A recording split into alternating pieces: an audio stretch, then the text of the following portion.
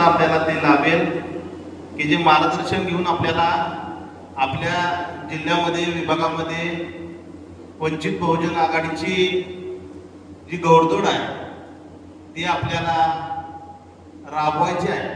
त्यानुसार आपण सर्वजणांनी काम करावं अशा अपेक्षा या ठिकाणी व्यक्त करतो.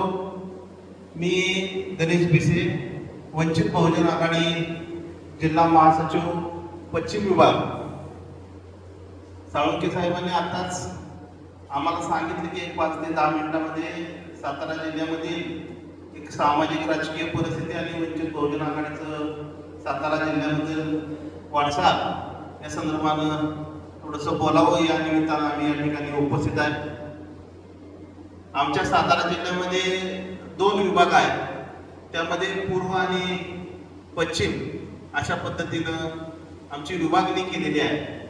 पूर्व विभागामध्ये 6 तालुके आणि पश्चिम विभागामध्ये 7 तालुके आहेत. मी पश्चिम विभागामध्ये काम करत असताना या 7 तालुक्याचं महासचिव म्हणून मी काम करत आहे. 7 तालुका अध्यक्ष आमच्या पश्चिम विभागामध्ये काम करतात आणि अतिशय चांगलं काम आमच्या पश्चिम विभागामध्ये अतिशय चांगल्या पद्धतीने सुरू आहे.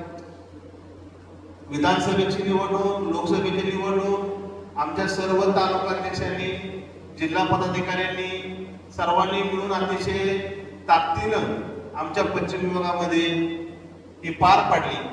बाळासाहेबांनी जे जे उमेदवार आम्हाला दिले ते उमेदवार आमच्या सर्व कार्यकर्त्यांनी लोकांपर्यंत घेऊन जाण्याचा प्रयत्न केला.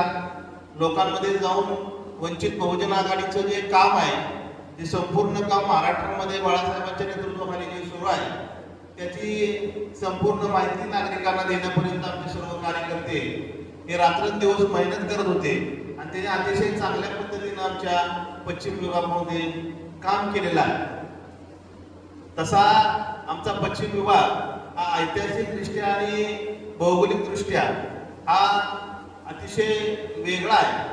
कारण आमच्या सातारा जिल्ह्याला एक इतिहासाची परंपरा आहे. छत्रपती शिवाजी महाराजांच्या पदस्पर्शाने पावन झालेली आमची भूमी आहे. यामध्ये डॉक्टर बाबासाहेब आंबेडकरांचं लहानपणीचं शिक्षण घेतलेलं आहे. अण्णाभाऊ साठेंचं पूर्वीचा सातारा जिल्ह्यातील वाटेगाव हे गाव आहे आणि या संपूर्ण या सातारा जिल्ह्यामधील आम्हा सर्व कार्यकर्त्यांनी या महानुभावांची प्रेरणा असते आणि त्या अनुषंगाने आम्ही वंचित बहुजन आघाडीच्या वतीनं संपूर्ण सातारा जिल्ह्यामध्ये काम करत आहे. आमच्या सातारा जिल्ह्यामध्ये जर प्रामुख्याने जर प्रश्न पाहिले तर आमच्याकडे जो प्रामुख्याने जो प्रश्न आहे तो स्थलांतराचा आहे. म्हणजे आमचे जे युवक जे सातारा जिल्ह्यामध्ये शिक्षण घेतात आणि उच्च शिक्षण घेऊन सुद्धा त्यांना सातारा जिल्ह्यामध्ये नोकऱ्या मिळत नाही. नोकऱ्यासाठी आम्हाला पुणे, मुंबई, कोल्हापूर या ठिकाणी आम्हाला नोकरीसाठी जावं लागतं. आमच्या तरुणांची ही प्रमुख समस्या आहे की आम्हाला नोकऱ्या, आम्हाला रोजगार हा आमच्या भूमीमध्ये मिळाला पाहिजे. ही आमची एक प्रमुख समस्या आहे. त्याचबरोबर आमच्याकडं जी नैसर्गिक आपत्ती आहे त्या नैसर्गिक आपत्तीचं सुद्धा आमच्याकडं एक आम्हाला संकटाला सामोरं जावं लागतं. कारण आमचा हा दरीखोऱ्याचा भाग आहे. म्हणजे आमचं पाटण खोर असेल, जावली खोर असेल, मावळीचं खोर असेल, हा संपूर्ण जो पट्टा आहे हा दऱ्याखोऱ्याचा पट्टा आहे. त्यामुळे आमच्या शेतकऱ्यांना दळणवळणाचे साहित्य असतील, त्याचबरोबर नैसर्गिक आपत्तीचं त्यांना सामना करावा लागतो. नैसर्गिक आपत्ती असेल, रोजगार असेल, शिक्षणाची मोठी समस्या आमच्या सातारा पश्चिम विभागामध्ये आहे. आमच्या ज्या दऱ्याखोऱ्यामधल्या जर मुलांचं जर आपण जर शाळा पाहिल्या तर अतिशय दुर्गम भागामध्ये शाळा आहे की आपण जर मध्यंतरी जर पाहिलं असेल अगदी नदीच्या नदी पार करून आमच्या इतर काही गावं खेड्यातील मुलं हे शिक्षणासाठी जातात आणि ह्यासाठी सातत्यानं आमच्या पश्चिम विभागामध्ये काम होणं आम्हाला अपेक्षित आहे. त्यानुसार आम्ही काम करीत आहोत. त्याचबरोबर सामाजिक प्रश्न जे आहेत ते सामाजिक प्रश्न सातत्यानं आमच्या सातारा जिल्ह्यामध्ये हे उभे राहत आहेत. त्याच्यामध्ये जातीय धार्मिक दंगलीचा जो विषय आहे तो सुद्धा सातत्यानं सातारा जिल्ह्यामध्ये अलीकडच्या काळामध्ये तो वाढत चाललेला आहे. त्याच्यामध्ये भुशीसावळीची दंगल झाली, चिंचणीबद्दलची दंगल झाली आणि यामुळे थोडंसं एक सामाजिक दरी हिंदू मुस्लिमांमध्ये निर्माण झाली, दलित मराठांमध्ये निर्माण झाली, ती दरी मिटवायचं एक मोठं सातारा जिल्ह्यामध्ये वंचितची संपूर्ण टीम, हिंदू मुस्लिम ऐक्य असेल, मराठा दलित मधला जो वाद आहे तो मिटवण्यासाठी संपूर्ण टीम आमची अतिशय चांगल्या पद्धतीनं काम करत आहे. या संपूर्ण प्रश्नांवर आम्ही वंचित बहुजन आघाडीच्या वतीनं एक चांगला लढा देण्याचा आमचा एक मानस आहे. त्या दृष्टिकोनातून आम्ही प्रयत्नशील आहोत. त्याचबरोबर जे सातारा जिल्ह्यामध्ये जी राजकीय परिस्थिती आहे त्याच्यामध्ये पालिकेला समजलं जात होता,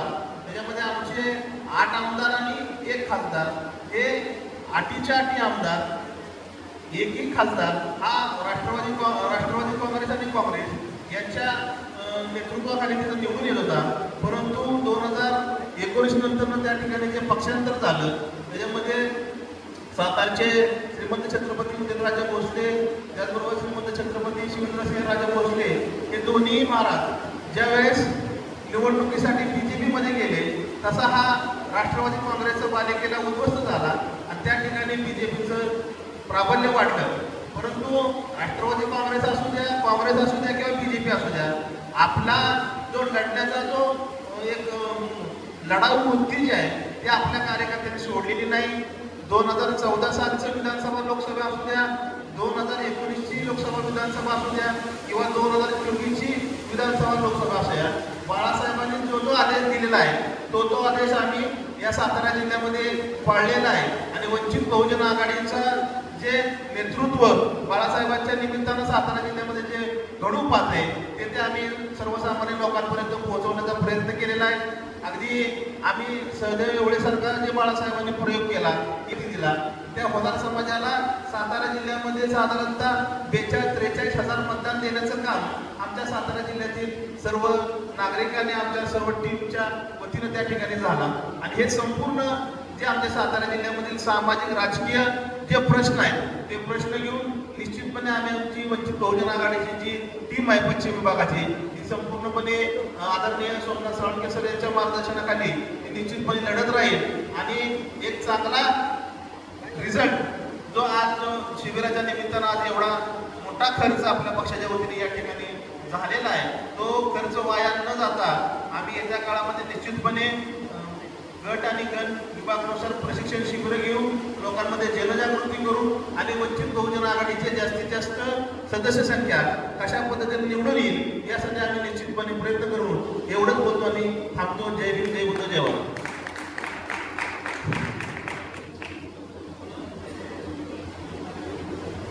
महामानवाला